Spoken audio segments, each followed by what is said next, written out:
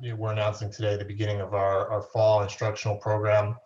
Obviously, this takes on special meaning this year with the lack of a minor league season due to the coronavirus pandemic, and it's going to be a very important player development, player evaluation, player planning event for our organization, and we've devoted a lot of organizational resources towards having a successful camp in Sarasota.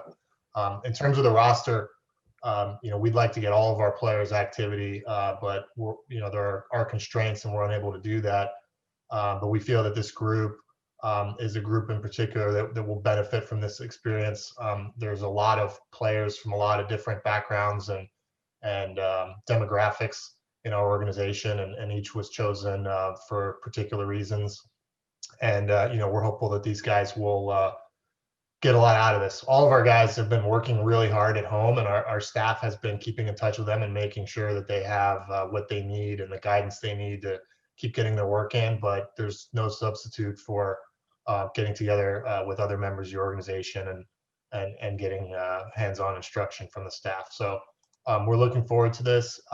As has been reported, we've got our 2020 draft class attending. But top pick Heston Kjerstad we're keeping out of the camp for what is a undisclosed medical non-sports related reason. And but the rest of the 2020 draft class will be in attendance as well as some players that we acquired via trade this summer. All right, thanks, Mike. First question from Rock Abatko. Rock. Mike, is there any concern at all that Kjerstad hasn't been able to have like a normal workout routine since the draft because of no minor league season and now not being able to attend the instructional league? Yeah, it's not great. I think the fact that he is an advanced high-level college hitter makes it a little less concerning that he ended up not getting much organized activity this year. Looks like that'll be the case. So that makes it, I think, a little more tolerable, just because we feel he's a pretty polished hitter, and he'll be able to pick up next spring where he left off. But yeah, I mean, for all these guys, this has been a concerning year, and certainly this would not have been our plan. But this has been a hard year to predict the future. John Mealy. Mike, just to follow up on Heston, was he able to work while he was home in Texas between the draft and now? Was he able to do anything? And was this something that carried over after the draft? Yeah, Blood and his guys, Matt Blood and his coaching staff and all our strength and conditioning people, they all plugged in with all 6 members of the 2020 draft class, and each player did what was appropriate for him and what was available depending on where they were at and what position they played. So he's been engaged in the organization, but it's just not going to be able to do this camp. Dan Connolly. Mike, can you give us kind of a sense of the duration of this camp and really what it's going to entail? Also your coaching, just kind of, is this an extension of what you guys had in Bowie, or is this completely different?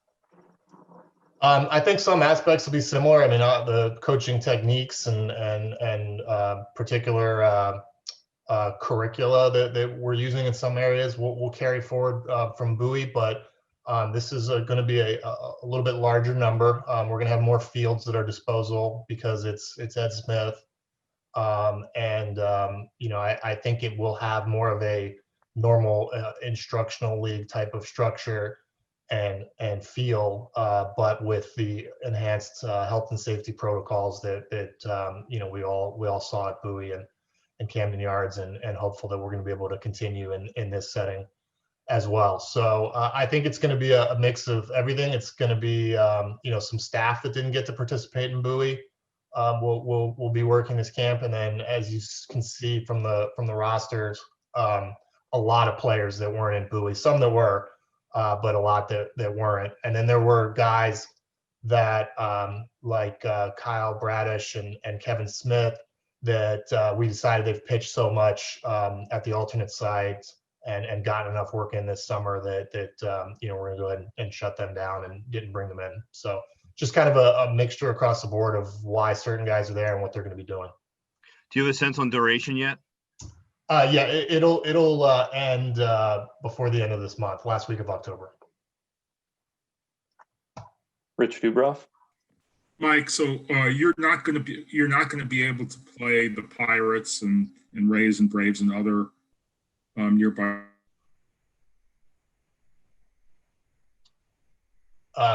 My internet cut out or something. You said, are we going to be able to play other teams? Yes. TBD. I mean, I think it's certainly possible, but there's aspects of this that we're still waiting for all the answers on, and that's one of them. I think that all the teams in Florida are hopeful for getting some inter-squad action, but it's not clear yet whether we're going to do that for sure. Steve Molesky. Mike, how were the international players chosen, and what could it mean for that group? Well, as I've said all along, I think one of our biggest anxieties with guys not getting action this year was with the teenage hitters, just because you're losing out on all those reps of seeing that professional pitching that you've barely seen, if at all, in your career. So we wanted to get some of our young Latin hitters here. You'll see a lot of names from the 2018 signing period. A lot of players that were signed by me and Kobe Perez that year that have not gotten much professional action yet. So we wanted to get those guys here. We were unable to get any Venezuelan players, and I don't think any team is because of international travel right now, particularly to Venezuela. And then the players to be named later that we had acquired in the last couple of weeks from the Rockies and the Marlins and the Mets, we were unable to process the necessary work visas quickly enough to involve them in this camp. So hopefully, there will be some more availability for player development in the Dominican, maybe later this winter, but that's just another thing that we don't know, and I know the league is still in the beginning stages of working on.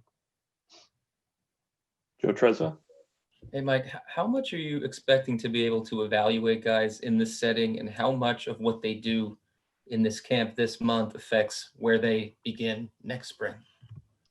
Sure. I think that, evaluation wise, I don't know that you're going to come away with a definitive scouting report on these guys, but it's true we haven't really seen these players this year in person, just a little bit in spring training for some of these guys. It's more, I think the biggest value that we're going to draw out of this, other than a few weeks of development, is getting plugged in with these guys and getting our hands on them for a little bit, so that we have a very clear plan for them for the rest of the winter when they go home, and we have a good sense of where they left off and what they need to do and what they need to work on. And then a lot of these guys are just flat out new to the organization, so I think there will be a small degree of evaluation there and just kind of some general orientation, so to speak. Back to Dan Connolly. Yeah, Mike, and looking at the list, I mean, there's some guys, it seems like most of your prospects or highly regarded prospects are going to be there, but there are some guys, Alex Wells, Caden Grenier, Fenter, Sedlock, obviously Bauman, who aren't in that list. Besides Bauman, are all those guys healthy now, and could they have joined? Secondly, from a psychological standpoint, how do you go about talking to those guys? Because obviously they weren't in either one of these camps. Yeah, it's tough. I mean, without getting into specific situations for each of those guys, nobody's injured. I'm not going to get in every single health situation across the organization. But Bauman is the only major arm injury that prompted a omission here. Although I think he would have gotten enough innings in at Bowie that we would have left him off anyway. The group, depending on what they're able to do at home, where they live, the stage of the career that they're in, we just had to make some one-off type of decisions. And you'll see kind of a lot of the upper level arms aren't involved with this. This is a list that skews younger, I think, on the whole. Rich Dubroff again. Yeah, Mike, have you, how close do you think Major League Baseball is, and you are, to deciding the makeup of the minor league system for next year? I can't imagine it being more uncertain between the health crisis and also the restructuring of the minor leagues that is going on and is not settled. So it's really impossible to emphasize how many balls are in the air regarding minor league baseball next year. But the league and various baseball operations people from the 30 clubs are game planning different scenarios. And I think everyone, all the way up to Commissioner Manfred, are very motivated to have a more robust player development experience at our disposal, no matter what happens. So we're all hopeful and working towards that. But like anything this year, you've got to position yourself for various uncertainties and various scenarios and various outcomes. Is it a sure thing that you're going to lose one of the affiliates? I don't know that anything is a sure thing right now, but I think we've all read and the same reports and what we're reading are certainly conversations that are going on. But until they come out of a process with alignments and specifics, we have to prepare for anything. Paul Mancano. Mike, you mentioned having staff members there that a lot weren't at Bowie, and having some new staff members in there. Do you have specifics as to which staff members might be there, whether they're minor league coaches in the system or maybe player development personnel? Do I have specifics about which coaches? Yeah. I'm not going to necessarily name the staff right now.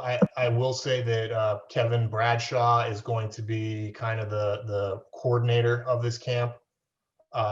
Kevin has done a great job running minor league spring training for us for a while, and is one of our many quality managers. And so he's going to run the program in terms of uniform personnel. Dan Connolly. Just clarification, Mike, is this the final list, or do you have some wiggle room where you could add a guy here or there if you wanted to?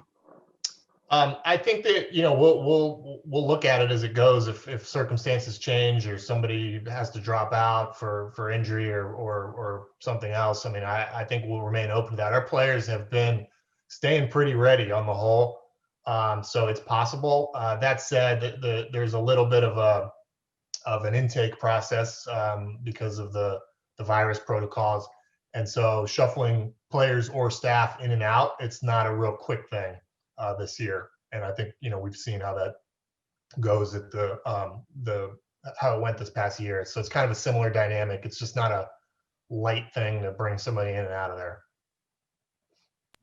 Joe Trezza. Mike, just out of curiosity, will Brandon be involved at all? I think that he may attend, not for a lengthy stint, or not for the entirety, I should say, but he's definitely expressed interest in it. We haven't worked out specifics. We may see other major league coaches, go for a week or so. I know that everyone wants to, but we've also got to be real mindful of things like space and testing and just our general resources towards that. So there's a lot that's TBD. We only got clearance to hold instructional league from Major League Baseball in the last couple of weeks, and there's been a lot of planning and just really green lighting this thing.